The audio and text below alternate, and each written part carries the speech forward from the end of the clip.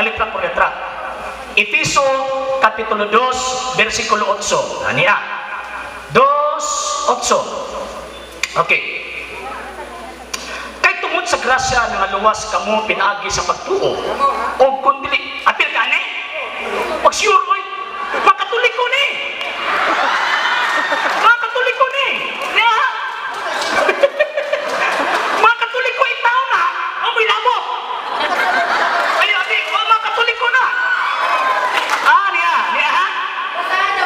Ang Efeso Kapitulo 2, versikulo 8, nagapungting ka na sa iglesia nga naa sa Efeso. Kasumala pa ni San Pablo, Efeso 4:4, kay kita may usa ka Ginoo, usa ka pagtuo, o kanan mao naghubot sa usa ka pagtuo, mao nang nagikanan atong sa itaas kalawak sa Jerusalem.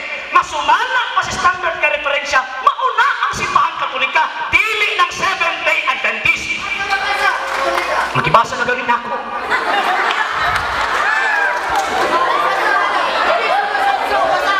Ay, lagi, ano ba? Sir. Isulti na ganin ako, ang Efeso 2:8, wala mo'y labot. Ano yun ba? Wala mo'y labot. Number 1, anong wala mo'y labot? Natukod ang Seventh-day Adventist 1863. Kini 33. Ikaduha, anong wala mo'y labot kay kining Efeso 2:8, maura ning pagtuuha katong gitudlo ni Kristo sa San Juan 16:16 nga ako ang turil. Question, Katoliko ba to ang iyang turil nga di nasakop San Pablo? Kung mabasa na kung Katoliko, admitahon mo nga bagbog ng sabanista, magkatoliko ka? So dunay Dugang na ako pangutana na lang. Eh, parang last question, no? Kadi magkamudawat sa iyang last question para doon na pa tayo mangutana na po, no? Okay. Ay, nasa pagunitik. Ikabalo mo kung kuhaonin mo na yun. Hindi, kay last question man. Kay daghan pa may mangutana. Ha? Mangutana, sige. Kaya nag-isgot man ka, pangutana sundan niya, kaya nag-isgot man ka nga may labot. Di ba, nadungogin niyo, may labot? Kaya Katoliko ra? Basta ang Ecclesiastes 12:13. Ani-ani ini ang agdangalan sa pagkainalunsod sa'yo. Atong basahan, mga yung Bible, para di ko masayo. Tagay ko niya. Wala na nilabot, kaya sila Katoliko ra. Atong karon kung kini para na ba sa Katoliko o para sa tanang tao. Sige daw.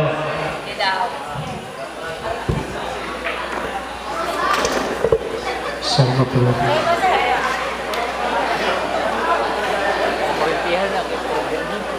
Kung ninyo hapon tatong debater ba ni Atubang, doon ka masumbar. Ating kami, dili na manumbag na nilagay yung istorya. Sige. Nilagay mo ang importante mo manulong. Sige daw. Ecclesiastes 12:13. Nana nagsuna, atong karon kung para na ba sa Katoliko o para ba sa tanang tao? Sige Kalawasan. daw. Ecclesiastes 12:13 ningon. Human ining tanan usa na lang kabutang ang angay kung isulti tahura ang Dios ug tumana ang iyang mga sugo kay maura kini ang tuyo sa pagbuhat sa tao. Nga, labot mo na. Sa tao. Ay. Ani o pamina sa brad, no? Sa lahat ng mga version, no? Asa mo to? Nakalimot mo nung kunay. Katong si Bono lang. Abi niya mag-store na lang yung lingwahe. Ani ang agda sa mga katawan sa Diyos, sa mga nagbantay sa sugo sa Diyos. Kaya kini mo ang katungdanan sa tanang tao. Sumalag sa akong gibasa.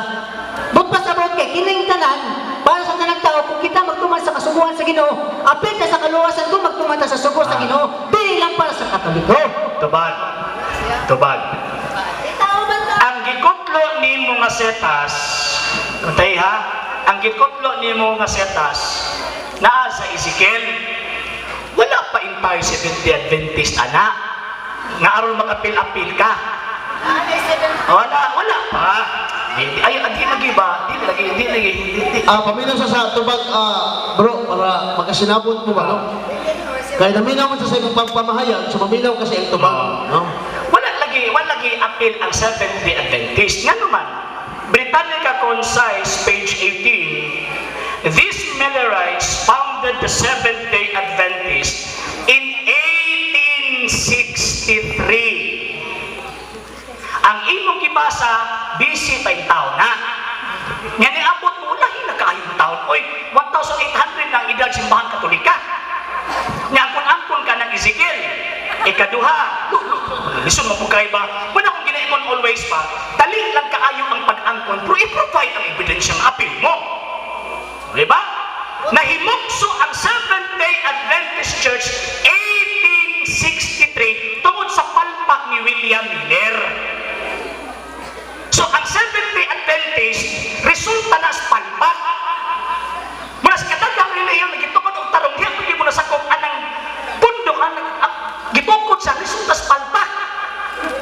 Muna nga, ang imuhang argumento sa inyong mga pastor, palpak po. Oh, ikatulo, napal. Ikatulo, dili, simposyo man ang imong trabaho mo bro kay Bible rally man ego na ka mangutana. So Okay. katagaan na ka mo katungod gina nga magpahayag, dapat maminaw ka sa gitaw na tong tubag. okay, last sir, kanang kiingon nga sa Ezekiel nga term tanang tao, ang mga Hudiyo manggod sa una, sila ray nag-ila sa ilang kaugalingon na sila ray tao. Pag ingon og tanang tao, refer na sa tribo or refer na sa unang katawan sa Diyos nga mao kadtong mga Hudiyo. Kay para nila kadtong mga dili Hudiyo, para nila mga animal to. So pag ingon nga ang tanang tao dili apil ang mga hindi. Ganun man kay para kanila ang kaluwasan para lang nila. Walay lapot ang mga hindi. Maningon sa kinahanglan ang tanang tao baton sa gitawag og sugo. Unya ang sugo ni Moises, ang sugo nga naa sa Biblia ni abo og 615 laws. Nga kanang inyo. Sa kanang inyo, buot ko ng inyo. Ha? Kung sa kuwan panamba ka ng resulta sa pipak pa, kaya nagtunga. Oh. So dili pwede. Ay ayaw ninyo ihakong ang inyong pundok na sa Biblia. Ano man, unahirin taon kayo. Uy, unahirin mo stuyan. Kulang mo tabyo. Next question. So tagaan pa tong panahon nga mangutana atong sa kakauban no. Last na daw. Last pa daw. Sige. Gisgot makaganina nga ang Katolika ra, di ba? Kung siya katuloy ka Oh. Dihatag ang Episodos 8 para sa Katolika. Unya wa niya gibasa sa Episodos, di ba? Karon pangutanan nako. Doon na may sugo ang Ginoo. Ngaon sa. Sumala diha sa pinadayag 14:12. Ani-ani ini ang agda alang sa pagkamay ng tuson ug sa mga balaan sa mga nagbantay sa sugo sa Dios. Karon pangutana. Ang sugo sa Dios ug sa mga balaan ug ang tinuohan ni Hesus mo ang pagtuman sa sugo sa Dios. Karon pangutana. Habakuk 2:18-20. Basahon na to kung ang inyong kriteria ang giingon kung nakatuman ba mo kay naman mo ribulto. Sumala diha sa Habakuk 2:18-20. Dunay tao magbuhat og larawan nga bato o ingon niya nga matana. Dunay giingon nila nga nagbuhat siya og larawan linilog gikan sa kahoy ingon niya pagmatana. Atong tuon kay para makadungog niya atong kaigsunan betagay kong Bible. Kaya base nun niya may sunog, sige na tagpaminaw niya. Yes, sir. Ingon ani kabuutan ang mga Katoliko. Okay lang, okay. Butan kayo nga naman kay manghiram sa armas, iyan ipusil sa Katoliko. Butan kay tao, ato kauraman. Oh. Salamat kayo sa inyong pagpahulang. Pero pili ni inyo, iyan ni sa Ginoo. Pag-sure. Pahulang rata. Wala may ato, di ba? Inyong gininawa, inyo? Pili. Sir. Habakuk 2:18. Sir, before masahod sa sir, padali lang sir. Before masahod kay taas kay ang question Pag ingon nimo nga ang Biblia dili sa simbahang Katolika, usa na kada kong botbot. Gipiyan. Anong botbot na? Gipiyal daw Gipiyal sa simbahang Katolika. Nganong gipiyal man sa Dios simbahang Katolika ang Biblia? Ngano man kay ang simbahang Katolika mo ni gitukod ni Kristo. Wala na sa inyo. Seventh-day Adventist, thou limbs, dawat limpyo. Sige pa tayo. Atong karon ka magsuot kung sa kriteria po sa Ginoo nakatuman po sila. No? Ani, paminaw mo maayo. Putluan niya ni Habakuk 2:18 hangtod 20. Unsay kapusdanan sa Dios nga binuhat og tao. Ibaligya na ron, huwag niyong ipalit. Gikan sa tumbaga, plata o bulawan. Tinugdan kini sa mga baka. Paminaw ha, nganong saligan man sa tao ang mga Diyos nga iyarang binuhat. No? Inyong gibalansin mo isod? Brad. Dungagan ako. Brad. Ay, sa Brad. Ay, sa Gamay na lang, isa, Brad. Gamay na lang. Ay, sa Brad. Isa, gamay na lang. Basa sa kutiwas, Brad. Kadali na. Ay, lang.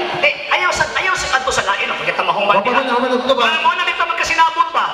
Ang simbahang Katolika man God, basta magtuki sa Biblia, isa kasitas, kuy-kuyon yun na. Ang sa inyo, ang mag-ambak. Ang mag-ambak ba? So, kanang kingon sa hapak ko, nga Diyos, mo ni. Mao ba ni? Dito ba ka na ko? Mao ba ni? Mao ni? Mao ba ni? Tubaga sa mao ba na? So, kiilan naman ng Diyos. So, kiilan naman ng Diyos. Tubaga lang ko. Tubaga ka na. So, kining mag-imahin karon, sir, Ano? diba? Kining imahin karon, kiilan naman ng Diyos. Sa inyo. Di ba ikaw? Ito may nakuha na. Di ba ikaw ba? Di ba ikaw? Di, pangutan na ako. So, ang imong pag-ilahin karon, Ang pangutana, Sir. excuse me ha. ikaw yun ang imong ganina mo nangutan ko ba? So ang pangutana, bro, kung kani ba larawan ni Kristo nga gilansang sa cross, kiila ba ni Diyos ni. Tubaga, oo na, Diyos. Okay. So, man na sa Biblia, kinsa may nakasala? Katong tawa nag-ina og Diyos. Kaya o katong tawa Alang sa mga dugang videos and informations, just click like, subscribe, then click the notification bell for more updates.